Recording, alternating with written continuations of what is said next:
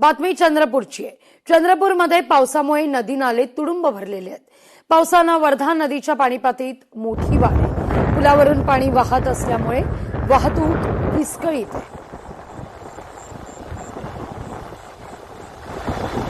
आढावा घेतला आपले प्रतिनिधी अनिल ठाकरे यांनी। मागील 24 तासापासून चंद्रपूर जिल्ह्यामध्ये मुसळधार पाऊस झाल्यामुळे आता चंद्रपूर जिल्ह्यातील नदी नाले आहेत दुथडी भरून वाहत आहे। मी आता आहे वर्धा नदी पात्राजवळ आणि हा मार्ग आहे भोयगाव होऊन गडचांदूरकडे जातो आणि हा महामार्ग आहे तो बंद झालेला आहे कारण की नदीला पूर आल्यामुळे आहे हा महामार्ग बंद झाला आहे कारण की या ब्रिजवरून आहे खूप मोठ्या प्रमाणात अवजड वाहतूक आहे ती शहरातून होत असते। त्याच्यामुळे हा प्रमुख महामार्ग आहे आणि हा महामार्ग आहे पुढे तेलंगणासाठी पण देखील जातो आहे कारण की पुढे गडचांदूर मध्ये देखील खूप मोठ्या प्रमाणावर इंडस्ट्रील आहे आणि या इंडस्ट्रीसाठी जी होणारी जड वाहतूक आहे ती याच मार्गाने होत असते।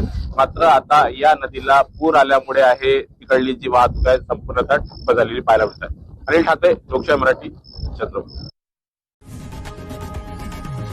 लोकशाही मराठी ऐका, पहा, जागरूक रहा।